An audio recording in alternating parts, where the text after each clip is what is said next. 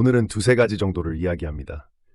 앞부분은 이미 아는 내용일 수도 있고 그렇지 않을 수도 있습니다.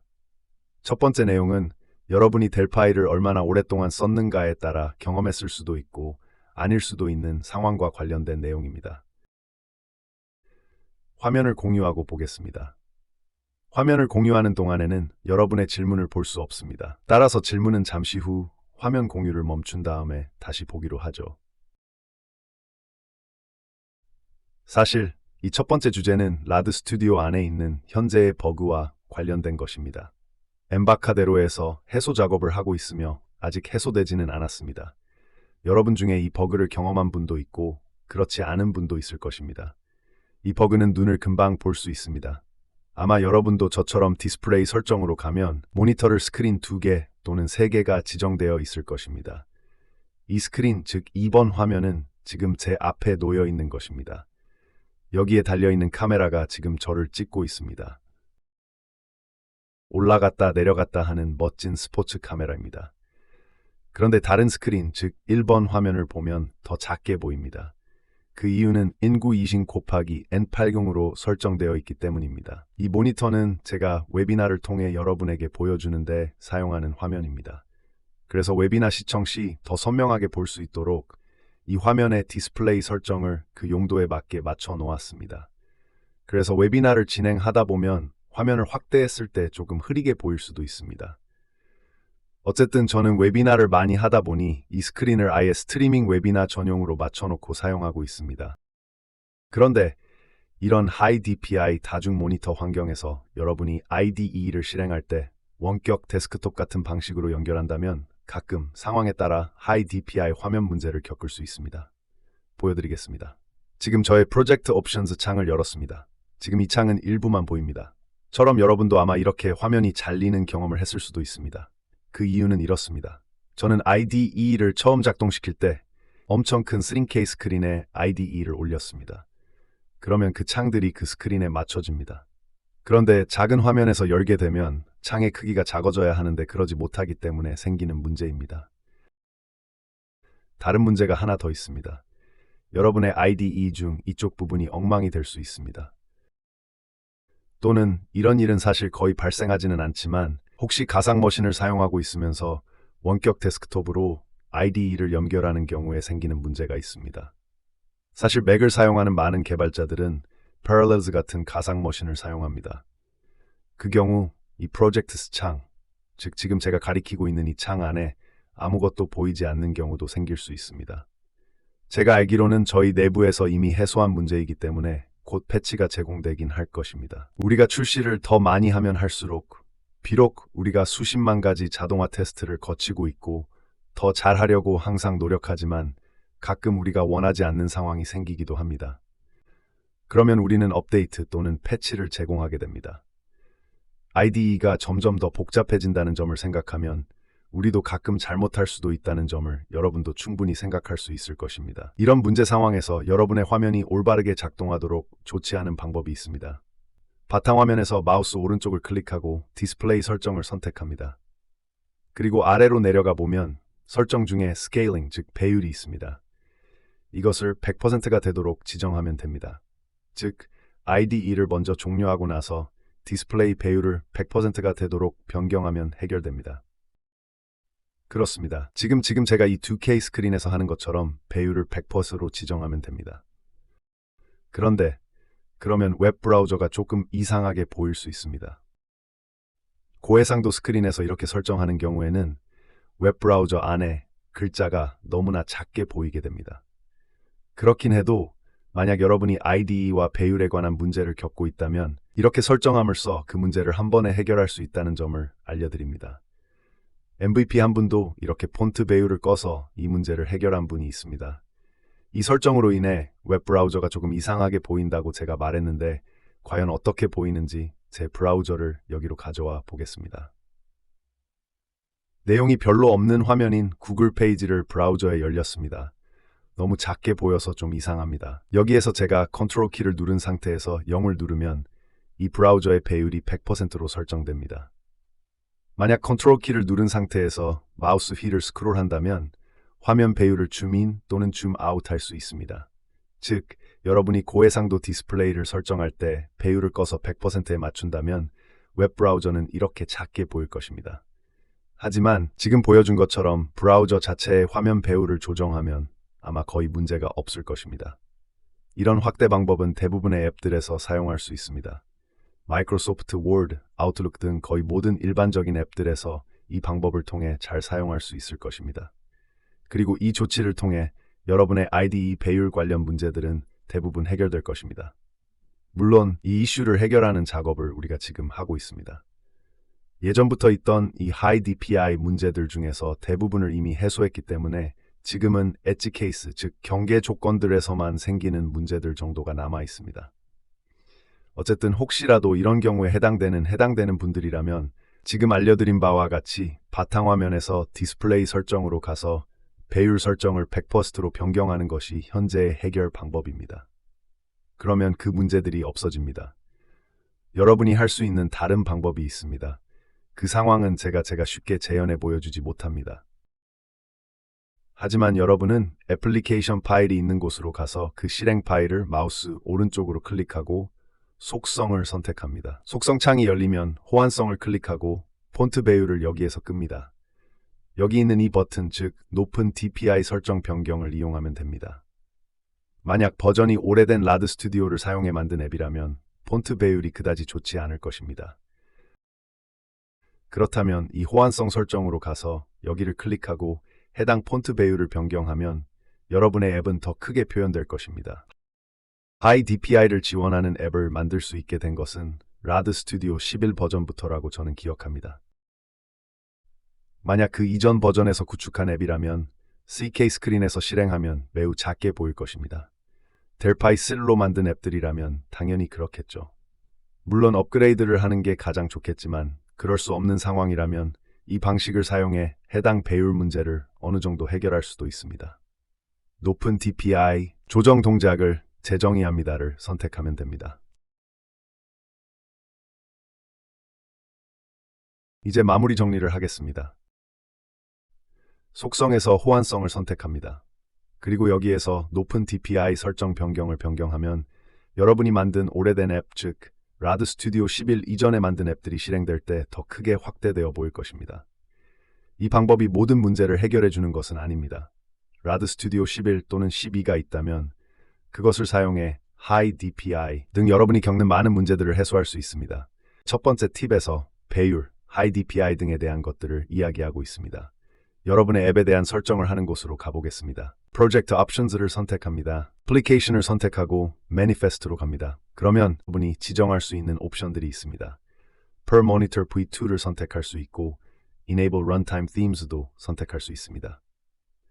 DPI, Awareness 옵션의 경우 최신 버전들의 기본 설정을 그대로 사용하면 됩니다. 그러면 여러분의 앱은 DPI에 맞추어 알맞게 배율 확대가 될 것입니다. 이 옵션을 꺼도 됩니다. 그러는 것을 저는 권장하고 싶지 않습니다. 여러분의 앱은 모니터에 맞추어 확대되거나 하지는 않을 것입니다. 이번엔 여러 모니터를 사용할 때 IDE에서 F9를 눌러 앱을 실행해 보겠습니다. 그런데 이 스크린에 아무것도 나타나지 않습니다. 그 이유는 저쪽 스크린에서 앱이 나타났기 때문입니다. 그것만 문제가 아닙니다. 이 화면에서 제 IDE가 사라졌습니다. 실제로는 이 모니터의 맨 아래에 있어서 여러분에게 보이지 않습니다. 디폴트 설정인 경우 라드 스튜디오는 여러분의 메인 모니터, 즉 윈도우즈의 타스크바, 즉 작업 막대가 밑에 보이는 그 모니터에서 시작됩니다. 자, 이 문제를 여러분이 어떻게 해결할 수 있을까요? 즉, 라드 스튜디오가 여러 모니터들 중 어디에 있는지 그 위치를 기억하게 하는 방법은 무엇일까요? 10.4 이후 버전부터 가능할 것입니다. 12 버전에서 가능하다는 점은 확실합니다. View Desktops로 가면 여러분이 관심을 가질 만한 데스크톱 3가지가 있습니다. 그 중 하나인 Startup Desktop을 보겠습니다. 이 화면을 보기 위해 열린 것들을 종료하겠습니다. 지금 보이는 이 화면이 바로 Startup Desktop입니다. 이 화면이 항상 이 모니터에서 열리게 하려면 일단 원하는 모니터에 놓아두고 나서 View, Desktop, Save Desktop을 선택하면 됩니다. 그러면 제가 지금 스타트업 레이아웃을 저장하려고 한다는 것을 알고 확인을 받으려고 할 것입니다. 그럼 이번에는 프로젝트를 하나 열겠습니다. 이것은 또 다른 데스크톱입니다. 그래서 다시 View Desktops로 가서 다시 한번 Save Desktop을 선택합니다. 그러면 이번에는 디폴트 레이아웃을 저장하는 창이 나타납니다. 실제로 프로젝트를 열었을 때 나오는 화면 배치가 바로 이 레이아웃입니다. 저는 이 레이아웃도 역시 이쪽 모니터에 나오도록 하고 싶습니다. 그런데 여러분이 기억해야 할 점이 있습니다. 데스크톱을 저장하면 사용되는 모니터뿐만 아니라 Object Inspector 창의 위치, Structure 창의 위치 등까지 모두 저장됩니다. 배치를 보겠습니다. 디폴트 설정과 다르다는 것을 눈치채셨죠? 저는 코드를 화면에서 보여주는 경우가 많습니다. 그래서 화면 해상도를 너무 높이지 않고 사용합니다. 풀 팔레트를 더 잘 볼 수 있도록 이렇게 해놓고 씁니다. Object Inspector도 마찬가지로 길게 볼 수 있게 해놨습니다.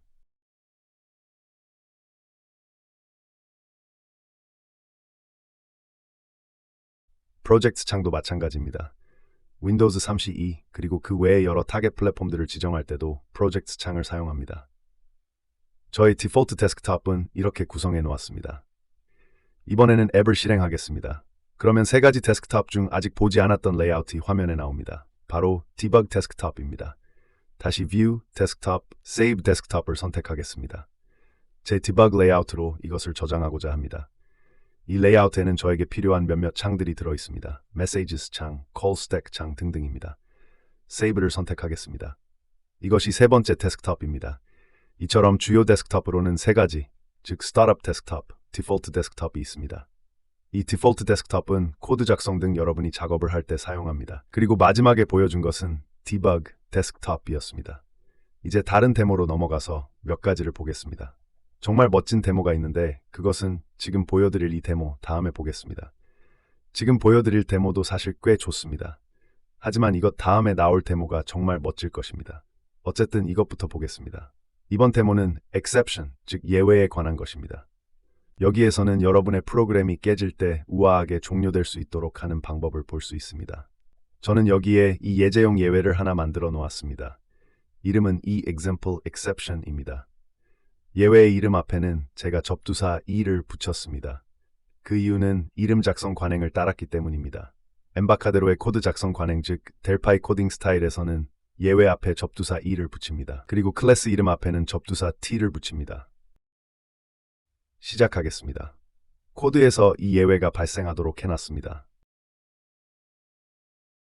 이 앱을 IDE 밖에서 따로 실행하겠습니다. 예외를 발생시키는 이 버튼을 클릭하면 에러 메시지가 나타납니다. 보다시피 코드에 있는 대로 I am an example exception이 표시됩니다. 실제로 여러분이 운영하는 앱이라면 아마 divide by zero 에러, 데이터베이스 충돌 등등 그 메시지는 매우 다양할 것입니다. 하지만 지금 이 데모에서는 제가 예제용으로 만든 exception을 사용하기로 합니다. 그리고 여기를 보세요. 저는 이 창의 캡션을 Code is running이라고 지정해 놓았습니다. 이 프로그램을 들여다보겠습니다. 캡션 프로퍼티에 Code is running을 지정했습니다. 그리고 나서 이 exception을 raise, 즉 발생시킵니다. 그럼 이번에는 이 주석 부분을 풀어놓고 다시 빌드하겠습니다.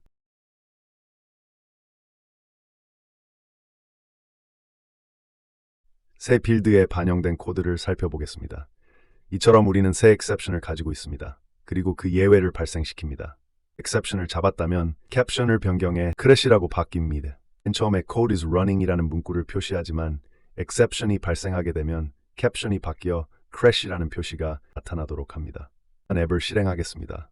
저는 지금 이것을 IDE 안에서 실행하지 않습니다. 그 이유는 잠시 후에 알려드리겠습니다. 어쨌든 이번에는 버튼을 눌러도 예외 메시지 창이 나타나지 않습니다. 예상대로 예외를 코드에서 잡게 되므로 창의 맨 위에 crash, I'm an example exception이라는 문구가 표시됩니다. 즉, 이 프로그램은 충돌했다고 알려주는 끔찍한 메시지 창은 더 이상 나타나지 않고 그저 I'm an example exception이라고 조용히 알려줍니다. 그럼 이제 조금 다른 것을 사용해 보겠습니다. 제 프로그램으로 가보겠습니다. 저는 mad except를 설치했습니다. 그리고 그 기능을 지금 켜겠습니다. mad except를 아는 분도 있고 모르는 분도 있을 것입니다. 이것이 무슨 일을 하는 것인지 모르는 분을 위해 제가 지금 이 앱을 다시 빌드하겠습니다. 그리고 다시 실행합니다. 이 버튼을 클릭하면 그 동작은 전과 똑같습니다. 전혀 달라지지 않았습니다. 해당 exception은 잡힌 상태일 것입니다. 다시 코드로 돌아가겠습니다. 그리고 맨 처음에 실행했던 것처럼 exception을 잡아주는 부분을 주석으로 바꿉니다. 선택된 코드 블록을 한꺼번에 주석으로 바꾸려면 컨트롤 키와 슬래시 키를 같이 누르면 됩니다. 이제 다시 컴파일합니다. 실행을 하고 이 버튼을 클릭합니다. 그러면 우리는 이제 이처럼 매우 멋진 창을 하나 얻게 됩니다. 살펴보겠습니다. exception이 있었다고 알려줍니다. 그리고 그 exception이 무엇인지도 기록되어 있습니다. 해당 메시지를 보면 I am an example exception입니다. 우리가 앞에서 봤던 바로 그 이 메시지입니다. 그뿐만 아닙니다. 무슨 일이 있었는지 call stacker 모두 보여줍니다. 이 도구는 위에 보이는 QR코드를 이용해 사이트에 가면 찾을 수 있습니다. 회사명은 Med시입니다. 그 회사를 만든 사람의 이름이 실제로 Matthias Rauen입니다. 독일 사람이고요. 매우 재능이 뛰어난 개발자입니다. 이 안에 뭐가 있는지 보겠습니다. 예전부터 델파이를 사용해온 분들이라면 callstack이란 호출된 것들이 순서대로 나열된 것이라는 것을 알 것입니다. 즉 말 그대로 앱을 작동시켰을 때 실행되는 모든 소스 코드가 순서대로 들어갑니다. 그러므로 여기를 보면 제 폼의 버튼 인클릭이 있습니다. 소스 코드에서 이곳에 있는 루틴입니다. 버튼 온클릭이 보이시죠? callstack을 보면 줄번호가 33이라고 나와 있습니다. 커서를 옮겨서 줄번호를 알아보겠습니다. 33이 맞습니다. 즉, 프로그램을 충돌시킨 함수만 찾아서 보여주는 것이 아니라 문제가 발생한 코드의 줄번호도 알려줍니다. 또한 그 소스 코드가 들어있는 유닛 이름도 알려줍니다. 즉, 유닛 1.pass 파일 안에 있는 소스 코드에서 문제가 생겼다고 알려줍니다.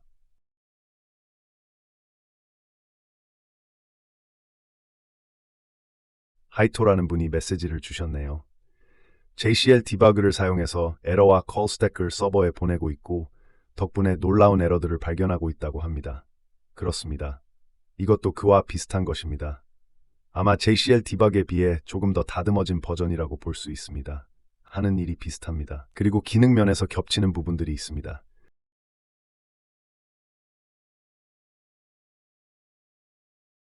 이것이 하는 일 중에는 send bug report도 있습니다. 이미 저는 제 이메일로 설정해 두었습니다. 그래서 이렇게 문제가 발생했을 때 이 send bug report 버튼을 클릭하면 여기 있는 call stack을 담습니다. stack dump, 그리고 기타 모든 값들, 즉 CPU 레지스터, 무슨 하드웨어가 사용되었는지, 당시 백그라운드에서 실행되고 있던 프로세스들, modules, call stacks 등을 몽땅 담습니다. 사용된 컴퓨터의 모델, CPU 등도 모두 담아 멋진 리포트를 만듭니다. 그리고 제 이메일 주소로 전달해 줍니다. 그리고 이 과정 전체가 자동으로 수행되도록 했습니다. 여러분은 자동으로 리포트 되도록 할 수도 있고 또는 리포트 발송을 수작업으로 할 수도 있습니다. 정말 좋습니다. 다시 앱을 가보겠습니다. 에러가 발생했는데도 우리는 이 애플리케이션을 계속 사용할 수 있습니다. 계속 작동합니다. 이것을 만든 사람이 바로 Matthias Rauen입니다. 그 웹사이트를 보여드리겠습니다. 주소는 med시.net입니다. 위에 있는 QR코드를 스캔하면 바로 이동해서 그 사이트로 가면 이것을 다운로드할 수 있습니다. 그 가격은 상업용으로든 기타 목적으로든 애플리케이션 안에서 사용할 수 있는 기능들에 비해 매우 관대합니다.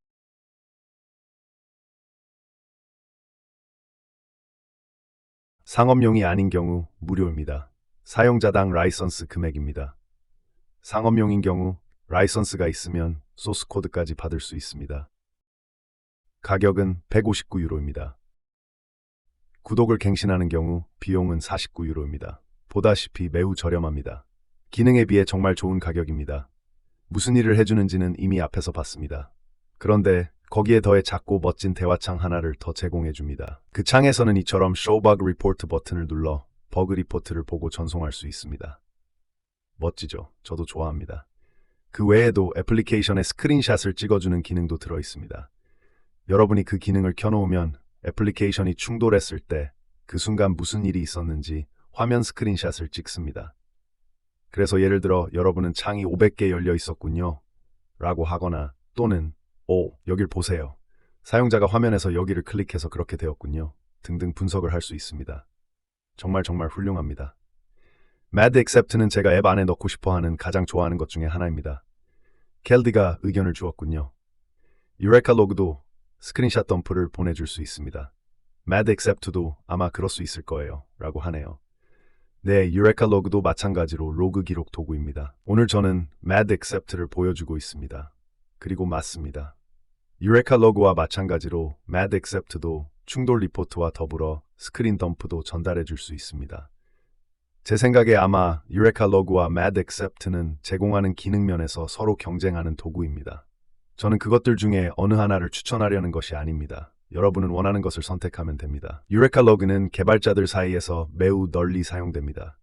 Mad Accept도 마찬가지로 저는 상업용 소프트웨어를 만들 때 Mad Accept를 사용하고 있습니다.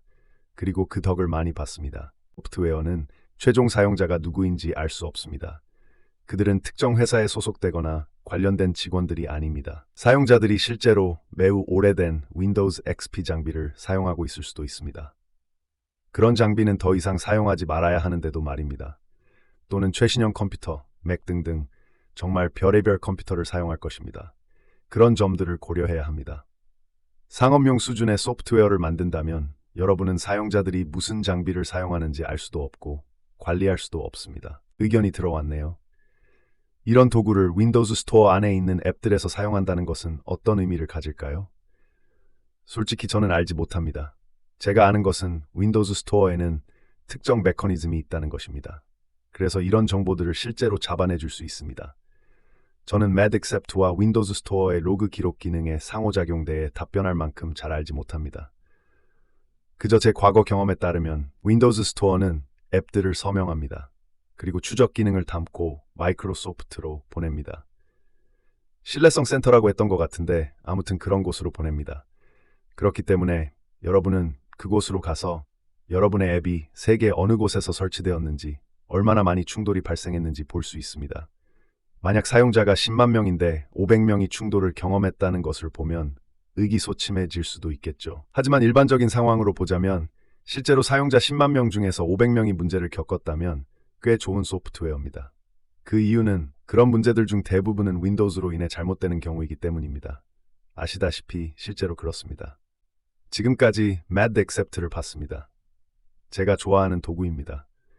켈디가 앞에서 지적했듯이 유레카 로그도 이런 일을 해줍니다. 테리로부터 다른 질문이 들어왔네요. 윈도우즈 스토어 대시보드에서 스택 덤프를 거의 보지 못합니다. 뭔가를 켜서 그것들을 더 신뢰성 있게 할 수 있는 방법이 있나요? 테리, 사실 저도 모릅니다. 다음에 찾아보겠습니다. 왜냐하면 우리가 새해에 배포하려고 계획하고 있는 것 중에는 여러분이 MSIX를 앱스토어에 배포하는 방법, 그리고 iOS 배포하기 등이 있습니다. 그 절차를 진행하다 보면 윈도우즈 스토어 그리고 스토어의 대시보드에 있는 다양한 옵션들에 대해서도 이야기하게 될 것입니다. 따라서 저는 그런 것들을 살펴볼 예정입니다. 지금 언급된 옵션이 수작업으로 켤 수 있는 것인지 아닌지 저도 확실히 알지 못합니다. 확인해 봐야 합니다. 솔직히 저는 모릅니다. 그걸 해본 지 오래되었기 때문입니다. 하지만 어쨌든 지금까지 Mad Accept에 대해 살펴봤습니다. 재미있었죠? 이미 말씀드렸지만 매우 멋집니다. 여러분의 앱 안에 들어가는 Mad Accept 기능을 끌 수도 있습니다. 디폴트는 이렇게 되어 있습니다. 소스 코드를 잠깐 보겠습니다. 이와 같이 Mad Accept는 여러분의 프로그램 소스에 몇 가지를 흡붙입니다. 그리고 몇 가지 헤더를 추가로 넣어줍니다. 숨기는 것이 전혀 없이 모두 잘 드러납니다. 또한 컴파일러 설정도 변경합니다. 여러분이 걱정할 필요는 없습니다. 알아서 처리됩니다. 이번에는 이렇게 Mad Accept 기능을 끄겠습니다. 보다시피 그 추가 코드들이 마법처럼 즉시 사라집니다. 이걸 만든 사람은 정말 대단합니다. 멋진 소프트웨어죠. 에르윈이 좋은 지적을 해줬네요. 새 컴파일러에서는 센트리를 사용하도록 여러분이 활성화할 수 있습니다. 센트리는 기본적으로 업계 표준인 예외 또는 에러 처리 시스템입니다. 몇 가지를 수작업으로 설정해야 하지만 일단 설정되고 나면 훌륭하게 작동합니다. 라고 하네요. 오, 상당히 흥미롭네요. 어쩌면 제가 이런 변화에 조금 뒤떨어져 있었을 수도 있겠네요. 한번 알아봐야겠습니다. 앞에서 언급했듯이 우리는 1월에 다시 돌아와서 계속 웨비나를 진행할 것입니다. 그때, 즉 1월에는 이런 것들에 대해 좀 더 많이 살펴보고 어떻게 돌아가는 건지 알아볼 수 있을 것입니다. 이제 두 번째 데모 몇 가지를 마치겠습니다. 참고로 첫 번째 데모에서는 High DPI, IDE의 데스크톱 설정 등등에 대해 봤었습니다. 그럼 이제 또 다른 프로그램을 하나 볼까요? 이 앱입니다. 정말 멋진 일을 하는 프로그램입니다. 일단 컴파일부터 해놓겠습니다. 그 이유는 디버그 모드로 실행하고 싶지 않기 때문입니다. 웨비나를 진행하면서 디버그 모드로 실행하다 보면 뭔가 이상한 일이 발생하는 경우가 있어서 그렇습니다. 실행 파일이 생성된 곳으로 가겠습니다. 이제 이 앱을 실행하겠습니다. 그 이유는 먼저 이 프로그램이 무슨 일을 하는지부터 보여주고 나서 시작하는 게 가장 좋다고 생각하기 때문입니다. 보다시피 이것은 지도입니다. 지금 지도에 나타난 곳은 뉴욕입니다. 이 지도는 오픈 레이어스를 사용해 표현하고 있습니다. 하지만 여러분은 구글 맵스를 쓸 수도 있습니다. 빙 맵스 등 다른 것들을 사용하도록 할 수도 있습니다. 이제 여기 있는 버튼을 클릭하겠습니다. 그러면 지도가 멀어집니다. 그리고 우주정거장이 어디에 있는지를 보여줍니다. 그리고 제가 이 스위치를 클릭하면 10초마다 우주정거장의 현재 위치를 업데이트해서 어디로 가고 있는지를 보여줍니다. 혹시 지금 여러분 중에서 포트 콜린스 또는 콜로라도 경계에 있는 분이 있다면 창밖을 보세요. 지금은 어둡지 않아서 보지 못하겠지만 어두운 시간이라면 여러분 위로 날아가고 있는 우주정거장을 볼 수 있었을 것입니다. 왜냐하면 지금 이 프로그램이 보여주고 있는 위치는 우주정거장의 현재 위치이고 실시간으로 보여주기 때문입니다. 제가 예고에서 우주선 관련된 것을 다룰 거라고 했었는데 예고된 대로 지금 보여드립니다. 지금 이 우주정거장 안에 있는 사람들은 잡담이나 과학실험 등을 하고 있을 것입니다. 그리고 이 델파이 앱은 그 우주정거장의 위치를 실시간으로 추적하고 있습니다. 델파이 코드는 겨우 10줄입니다. 그 코드를 보고 싶으실 텐데 차근차근 어떻게 했는지 방법을 보겠습니다. 맨 처음 할 일은 지도를 확보하는 것입니다. 저는 서드파티 컴포넌트를 사용하고 있습니다. 그 이유는 라드 스튜디오 안에는 지도 컴포넌트가 들어있지 않기 때문입니다. 하지만 지도 컴포넌트를 제공하는 서드파티들이 시중에 있습니다. 지금 제가 사용한 것은 TMS사의 컴포넌트입니다.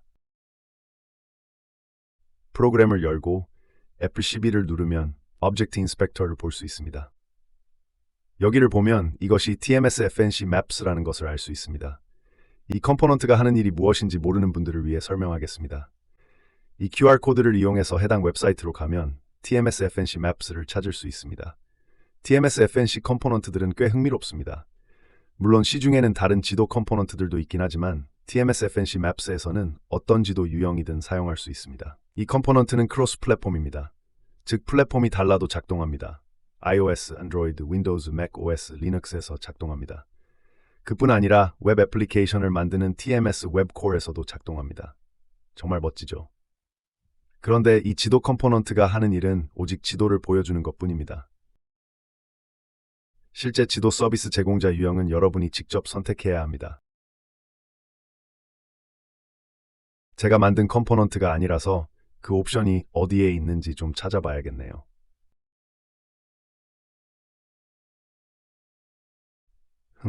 지금 기억이 나지 않네요. 옵션 어딘가에서 우리가 지도 서비스를 선택할 수 있는 옵션이 있는데 지금 잘 못 찾겠네요.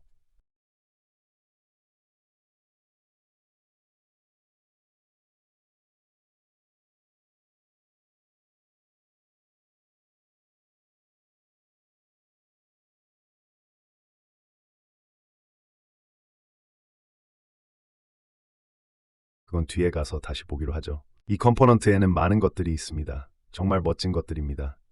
자세한 내용은 잠시 후에 TMS 웹사이트에서 보겠습니다. 여러분은 이 지도상의 중심 위치를 정하고 시작할 수 있습니다. 여러분이 있는 지역을 중심점으로 정할 수도 있습니다. 또는 다른 지점으로 지정해도 됩니다. 무슨 일이 진행되는지 차근차근 코드를 보겠습니다. 여기에 있는 Find the ISS 버튼을 클릭하면 이 코드가 실행됩니다. 하는 일은 이 루틴을 실행하는 것입니다. 그 Track the ISS 루틴의 코드를 보겠습니다. 먼저 그 버튼을 비활성화합니다. 그 이유는 잠시 후에 설명합니다. 그리고 초기화가 되어 있는지를 확인합니다. 만약 초기화가 되어 있지 않으면 맨 먼저 그 지도를 줌 아웃해서 전 세계가 보이도록 합니다. 그 이유는 우주 정거장은 움직이면서 전 세계를 돌기 때문입니다. 조금 전에 제가 소개하는 동안에는 미국에 있었지만 지금은 아마 다른 곳에 있을 것입니다. 궤도를 따라 이동하고 있을 테니까요. 북극이든 남극이든 지구 주위를 따라 전 세계를 돌고 있습니다. 그러므로 맨 처음에는 이 지도가 전 세계가 보여주도록 해야 합니다. 그 위치는 그 다음에 찾아야 합니다. 우리는 위치를 찾는 동작에서 exception이 발생하는 경우를 대비해야 합니다. 이 프로그램에서 저는 이 지도의 서비스로 Open Layers API를 사용하고 있습니다. Object Inspector의 옵션 못 찾겠네요. 그 다음 단계로 우리는 REST Request를 실행합니다. REST Request에 대해서는 곧 살펴볼 것입니다. 어쨌든 여기에 있는 이 코드는 Open Layer API로 가도록 되어 있습니다. 우주 정거장의 위치를 서비스하는 API입니다. 이 리퀘스트 안에는 우주 정거장의 현재 위치를 알려달라는 요청이 들어 있습니다. Open Layer API는 그 요청에 대해 응답을 합니다. 그러면서 처리가 성공했는지도 같이 알려줍니다. 그 응답 내용을 우리는 JSON 오브젝트로 변환합니다. 다른 더 좋은 방법도 있습니다. 응답의 내용을 통째로 클래스나 레코드로 변환할 수도 있습니다. 이제 이 JSON 오브젝트 안에는 ISS 포지션이 있습니다. 그리고 그 ISS 포지션 안에 있는 프로퍼티를 통해 우리는 위도와 경도를 얻을 수 있습니다. 데니엘이 좋은 의견을 주었습니다. 우주 정거강은 시속 17,000마일로 이동한다고 하며 그리고 지도 서비스 선택 옵션이 어디 있는지 찾았습니다. 이 컴포넌트를 선택하고 서비스 프로퍼티로 가면 사용할 지도 서비스를 지정할 수 있습니다. 서비스 프로퍼티를 펼쳐보겠습니다. 여러분이 선택할 수 있는 유형들이 보입니다. Azure Maps, Bing Maps, Google Maps, Here Maps, Leaflet Maps, Mapbox, Apple Map Kit, Open Layers, TomTom 등 다양합니다. 그 서비스가 무료인 것도 있고 유료인 것도 있습니다. 여기에서는 무료인 Open Layers를 사용했습니다. 웹사이트를 보겠습니다. 주소는 openlayers.org입니다. 여기 설명을 보면 성능이 좋고 지도를 작성할 때 필요한 모든 기능이 잔뜩 들어있는 라이브러리라고 적혀 있네요. 멋진 API입니다. 이 서비스는 TMS 지도 컴포넌트에서도 지원합니다. 질문이 왔네요. 지도 위에서 기능을 켜거나 끌 수 있나요? 네, 할 수 있습니다. 뿐만 아니라 다른 지도 타입으로 전환할 수도 있습니다. 거리 뷰를 보여줄 수도 있습니다. 그러면 우리는 우주 정거장이 지금 정확히 어느 거리 위를 지나가고 있는지도 보여줄 수 있겠죠. 다른 질문 왔네요. 오픈소스인 지도 컴포넌트도 있나요? 저는 모릅니다. 그저 TMS 지도가 상대적으로 효과 대비 비용이 저렴하다는 것밖에는요. 자바스크립트용 오픈소스는 있는 것 같긴 한데 델파이용이 있는지는 잘 모르겠습니다. 저는 그냥 이 컴포넌트를 써야겠다고 생각하고 프로그램을 만들었기 때문입니다. 계속해서 코드를 보겠습니다. 요청을 보내고 응답을 받는 것까지 봤었죠. 그 다음에는 뭘 하는지 보겠습니다. 만약 우주정거장 위치 요청을 통해 받은 응답이 성공했다면 응답 즉 response의 상태 코드는 200일 것입니다. 그러면 그 response 안에 들어있는 위치를 파악합니다. 위도와 경도 위치 값은 실수 타입으로 변환해야 합니다. 20.7777 또는 마이너스 794.65 같은 숫자가 문자열로 전달되기 때문입니다. 숫자로 변환하는 것까지 성공하고 나면 지도 위에 그 위치를 표시합니다. 여기를 보면 작은 로고 하나를 확보해 두었습니다. 제가 얻은 이 로고는 FreePick에서 얻은 것입니다. Icons8에서 받은 것입니다. Icons8 역시 무료 이미지를 얻을 수 있는 곳입니다.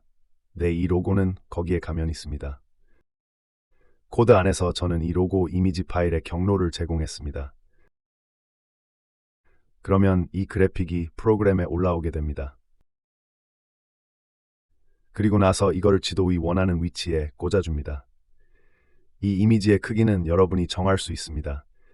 또한 오각형이나 동그라미 등을 여러분이 직접 그려도 됩니다. 얼마든지 멋지게 표현할 수도 있을 것입니다. 그럼 TMS의 지도 컴포넌트에 대한 설명을 보겠습니다. 멋진 기능들이 많습니다. 여러분은 이 지도 위에 위치 또는 경로를 표시할 수 있습니다. 예를 들어 따라가야 하는 경로를 지도에 표시할 수 있습니다. 또한 특정 위치를 중심으로 그 주변 경계를 강조 표시할 수도 있습니다. 원자력 폭발이나 화산 분화 등 끔찍한 것들에 대해 경고할 때 활용할 수도 있겠죠. 그리고 맵 안에서 원하는 파일을 로딩하게 할 수도 있을 것입니다. 여기에 많은 예시들이 있습니다. 지금 제 데모가 꽤 멋집니다. 하지만 여기에 비하면 너무 단순한 거리입니다. 여러분은 HTML 스타일 적용 등을 할 수도 있습니다. 위치 표시를 달거나 줌인 줌아웃을 할 수도 있습니다. 매우 많은 것들을 할 수 있습니다. 그럼 코드로 다시 돌아가겠습니다. 그럼 우주 정거장의 위치 정보를 파악하고 주소를 얻는 방법을 보겠습니다. 저는 이 서비스를 이용했습니다. Free Public APIs라는 서비스입니다. 여기 그 경로를 담은 QR코드가 있습니다. freepublicapis.com입니다. 여러분이 상상하는 모든 API들을 아마 여기에서 찾을 수 있을 것입니다. 그중 멋진 것 하나를 예를 들어 보겠습니다. 바로 Public IP Address API입니다. 만약 현재 사용 중인 Public IP의 주소를 사용자에게 보여주고 싶다거나 할 때 이것을 사용하면 됩니다. 하나 더 보겠습니다. 제가 이 프로그램에서 사용하고 있는 ISS Current Location, 즉 우주정거장 위치 서비스입니다. 이 API를 라드 스튜디오 안에 어떻게 넣는지 그 방법을 보겠습니다. 제가 진행한 방법입니다. Tools, REST Debugger를 선택합니다. REST Debugger는 라드 스튜디오 안에 들어있는 도구입니다. ISS Current Location 페이지로 가면 해당 API에 대한 정보가 있습니다. 그것을 복사하고 REST Debugger 안을 가서 여기에 붙여 넣습니다. 저는 이것을 JSON 형태로 받기를 원합니다. 코드에서 활용하기 위해서입니다. 이런 식으로 JSON 값들을 다룰 것이기 때문입니다. 이제 Send Request 버튼을 클릭합니다. 응답이 표시됩니다. 응답의 헤더를 보면 성공했는지 아닌지를 알 수 있습니다. 그리고 body에는 실제로 받은 JSON 패킷이 나타납니다. 그 API에서 전달해 준 것입니다. 성공했다는 메시지가 있네요. ISS 포지션에는 JSON 배열이 들어있는데 그 배열 안에는 위도와 경도가 들어있습니다. 그리고 타임스탬프도 있습니다. 타임스탬프는 유용합니다. 왜냐하면 이것을 시간으로 풀면 밀리초 단위의 정확한 시점에 우주정거장이 어디에 있었는지 알 수 있기 때문입니다. 여러분은 그것을 기반으로 정말 세밀하게 구현할 수 있습니다. 저는 우주정거장에서 이 위치를 직접 브로드캐스팅하고 있다고 생각합니다. 아마 이 API는 그저 그것을 연결해서 제공하고 있을 것입니다. 정말 그런지는 저도 잘 모릅니다. 제가 그렇게 생각하는 이유는 이렇습니다. 우주정거장은 꽤 이상한 것들을 하기도 합니다. 예를 들어 우주정거장에 있는 사람 중에는 아마추어 무선통신을 하는 사람이 있다고 합니다. 그래서 우주정거장이 지나가고 있는 지역의 무선통신 애호가들과 이야기를 나누기도 한다는군요. 마이크 츠15, 여기는 999입니다. 이런 비슷한 방식으로 전 세계를 다니면서 통신하겠죠. 정말 멋집니다. 우주정거장은 전 세계가 함께 모여 인류를 위해 뭔가 멋진 일을 하는 좋은 사례 중 하나입니다. 멋져요. 그런 우주정거장을 추적한다는 점에서 저는 이 앱을 만든 것을 기쁘게 생각합니다. 어쨌든 이 API에서 보내주는 정보는 여기에서 볼 수 있습니다. 그 정보를 이 코드에서 받아서 사용하고 있습니다. 어떻게 구현했을까요? 우리는 여기에 있는 이 컴포넌트들을 사용합니다. REST Request, REST Client, REST Response입니다. 이 컴포넌트들은 프로퍼티들이 매우 많습니다. 이렇게 많습니다. Authenticator API 프로퍼티도 있습니다. 하지만 겁먹을 필요는 없습니다. 좋은 뉴스가 있기 때문입니다. 여러분은 사실 이 REST Debugger에서 Copy Components 버튼을 클릭하기만 하면 됩니다. 그러면 이렇게 폼 위에 이 컴포넌트들을 자동으로 추가할 수 있습니다. 자동으로 만들어지는 이 컴포넌트들은 이미 이 API를 다루기 위한 설정을 모두 가지고 있습니다. REST Debugger로 할 수 있는 것은 이것만이 아닙니다. API를 연결하기 위해서는 파라미터 등 필요한 것들이 많은 경우가 있습니다. 복잡한 API들을 사용할 때도 지금과 마찬가지로 연결을 성공한 후에 Copy Components 버튼을 사용하면 해당 컴포넌트들이 그대로 복사됩니다. 그리고 제가 했듯이 라드 스튜디오의 폼에서 붙여넣기를 하면 그 API를 호출하기 위한 코드의 99%가 완성되는 것입니다. 그래서 이 개발 도구의 이름이 라드 스튜디오입니다. RAD, 즉 Rapid Application Development라는 뜻입니다. 지금 보신 것처럼 이렇게 빠르게 애플리케이션을 개발할 수 있습니다. 하지만 농담이 아닙니다. 저는 이 앱을 오늘 아침에 만들었습니다. 중간중간 쉬는 시간을 이용해서 오전에 완성했습니다. 이렇게 적은 수고만으로도 이처럼 정말 멋진 것을 만들어낼 수 있습니다. 켈디가 재미있는 의견을 주었네요. Time Dilation, 즉 시간 팽창이 고려된 타임스탬프냐고 묻네요. 그렇죠. 우주정거장은 땅 위에 있지 않고 시속 17,000마일로 이동하고 있기 때문에 우주정거장 안에 있는 사람들이 경험하는 시간은 실제로 지구에 있는 사람들과 아주 조금 다릅니다. 시간 팽창뿐만 아니라 나사에서는 일란성 쌍둥이 중 한 명을 우주정거장에 1년 거주하도록 하고 지구에 남은 다른 한 명과 인체 등에 대한 비교 연구를 수행한 바도 있습니다. 켈드. 미안하지만 시간 팽창에 대한 보정이 된 시간인지 아닌지에 대해서는 제가 알지 못합니다. 어쨌든 정리하겠습니다. REST 컴포넌트들이 여기에 있습니다. 그리고 FNC 지도 컴포넌트를 설치하고 툴 팔레트에서 그것을 선택해 폼 위에 올려서 사용했습니다. 이 지도 컴포넌트의 프로퍼티들 중에서 제가 직접 작업한 것은 두 가지뿐입니다. 첫째, 저는 Local File Access 프로퍼티를 True로 지정했습니다. 그 이유는 우주정거장 모습을 한 이미지를 지도 위에 보여주기 위해서였습니다. 둘째, 저는 지도 제공 서비스를 지정했습니다. 여기 서비스 프로퍼티로 가서 Open Layers로 지정했습니다. Open Layers를 사용한 이유는 이것이 완전히 무료이기 때문입니다. 그래서 이번에 저는 Google Maps 등을 쓰지 않았습니다. 어쨌든 이런 방식으로 지도 컴포넌트를 사용하면 됩니다. 그런 다음 이 코드에 나와 있듯이 REST 리퀘스트를 실행합니다. 만약 성공한다면 지도 위에 위치 표시를 추가합니다. 몇 가지가 더 있습니다. Project Options로 가서 Appearance를 사용해 이 앱이 조금 더 예쁘게 보이도록 윈도우즈 1일 Impressive Dark 스타일을 선택해 지정했습니다. 이 스타일은 라드 스튜디오에서 제공하는 스타일 중 하나입니다. 라드 스튜디오 12에서 Tools, Get It Package Manager로 가서 아래쪽에 있는 Styles를 선택합니다. 그러면 여러 가지 추가 스타일들을 받을 수 있습니다. 어디 있는지 찾아보겠습니다. 네, Impressive Dark가 여기에 있네요. 여러분은 여기에서 이 스타일을 바로 설치할 수 있습니다. 제가 이 스타일을 선택한 이유는 더 멋진 모습을 반영할 수 있기 때문입니다.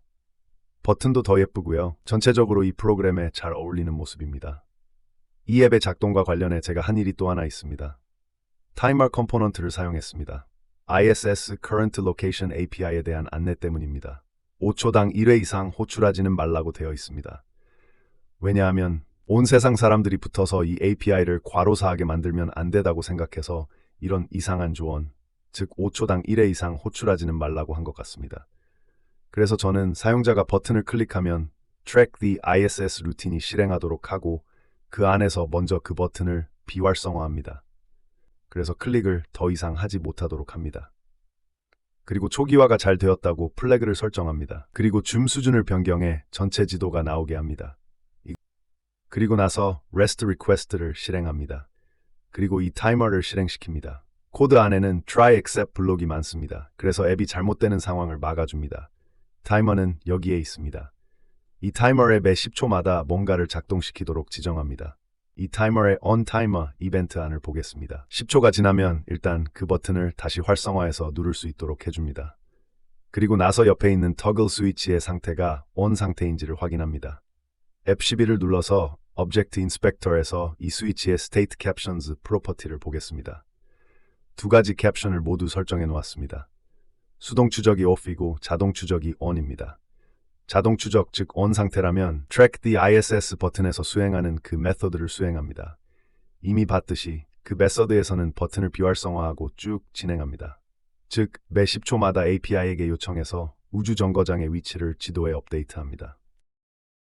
이 코드의 결과물은 이 실행 파일입니다. 실행해 보겠습니다. 멋진 다크 테마가 이렇게 반영되어 있네요. 예쁘죠? 맨 위 왼쪽에 있는 Find the ISS 버튼에 마우스를 올리면 버튼이 밝은색으로 변합니다. 앞에서 본 터글 스위치가 그 옆에 있습니다. 눈치챘겠지만 이 앱은 반응형 화면으로 구현되어 있습니다. 이 버튼들의 Align을 Left로 지정해 왼쪽 정렬을 해놨기 때문입니다. 자세히 보겠습니다. 여기에 T-패널인 패널이 하나 있습니다. 그 안에 버튼을 넣고 Align 프로퍼티를 Left로 지정합니다. 이때 Aligning with Margin을 적용했습니다. 즉 Top, Bottom, Left, Right 마진들을 모두 3으로 지정했습니다. 그래서 미적으로 더 보기 좋도록 작은 간격을 두었습니다. 그 옆에 있는 터글 스위치에도 마진을 적용했습니다. 그런데 조금 다르게 했습니다. 역시 Align with Margins를 True로 설정하고요. Left Margin을 15픽셀로 지정했습니다.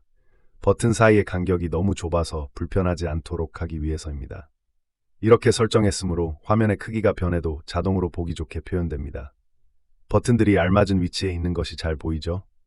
크기를 늘려도 버튼들은 항상 폼의 왼쪽에 위치합니다. 이제 우주 정거장을 추적해 봅시다. 수동으로 추적하겠습니다. 이 버튼을 누르면 가장 먼저 초기화 플래그 확인부터 합니다. 그래서 지도에 세계 전체가 나오도록 합니다. 그리고 10초가 지나면 이 버튼은 다시 활성화됩니다. 다시 클릭하겠습니다. 새 위치를 보여주네요. 줌인을 해서 그 지역을 확대하겠습니다. 컨트롤 키를 누른 상태에서 마우스 휠을 조작하면 됩니다. 또 10초가 지났네요. 버튼이 활성화되었으니 다시 누릅니다. 만약 제가 자동 추적 스위치를 클릭해 켜놓는다면 타이머가 작동하게 됩니다. 그래서 이제부터는 추적 코드를 실행시키는 것은 타이머가 담당합니다. 이제 저는 키보드에서 손을 뺄게요. 그래도 자동으로 업데이트 될 것입니다. 저는 우주정거장의 위치를 알려주는 무료 API 그리고 TMS사의 FNC Maps 컴포넌트를 사용해 이 프로그램을 만들었습니다. 우주정거장은 지금 남아메리카를 벗어나 바다를 건너고 있는 중이네요. 멋지죠? 여러분은 지금 우주에 있는 물체를 실시간으로 추적하고 있습니다.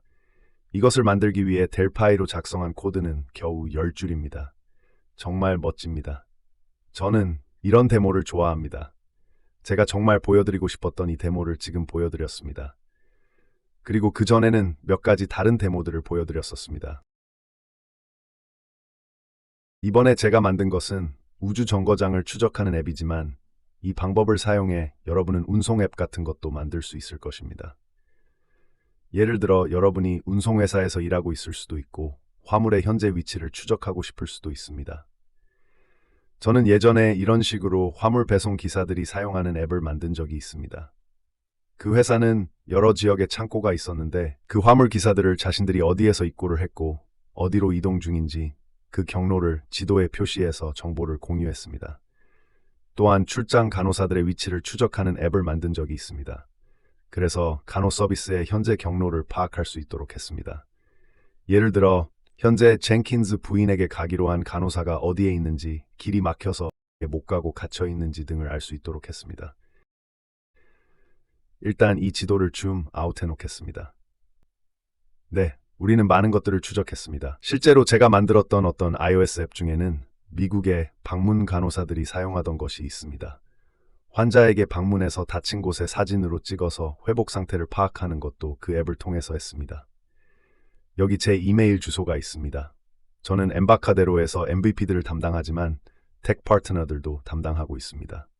그래서 텍 파트너들의 서드파티 관련한 질문들도 전달하고 알아봐 줄 수 있습니다. 그러니 궁금한 점이 있으면 저에게 이메일을 주셔도 좋습니다. 우주정거장은 여전히 계속 이동하고 있군요. 전 이 데모가 정말 좋습니다. 사실 이 앱을 만들기 위해 제가 특별히 한 것도 별로 없습니다. 아이러니죠. 얼마나 짧은지 개발 도구를 열고 코드를 보겠습니다. 코드는 이게 전부입니다. 이 코드가 우주정거장의 위치를 실시간으로 추적하는 프로그램의 코드 전체입니다. 줌 아웃을 해서 코드의 양을 볼까요? 코드 안에는 있는 많은 try, except, finally 줄을 뺀다면 실제 코드는 더 짧습니다. 이렇게 짧고 어렵지도 않습니다.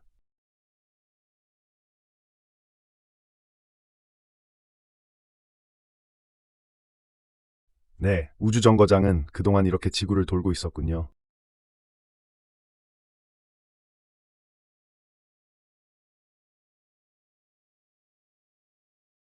10초 동안 500마일 정도를 이동했을 테니 줌인을 해서 그 간격을 한번 보죠. 질문이 왔네요. FMX Tmap View를 사용해도 이런 앱을 만들 수 있나요? 라는 질문입니다. 제가 예전에 일하던 곳에서 만난 친구가 보냈군요. 네, 그럴 것 같습니다. 솔직히 저는 FMX Tmap View가 어떤 것을 할 수 있는지 확인해 본 적이 없습니다.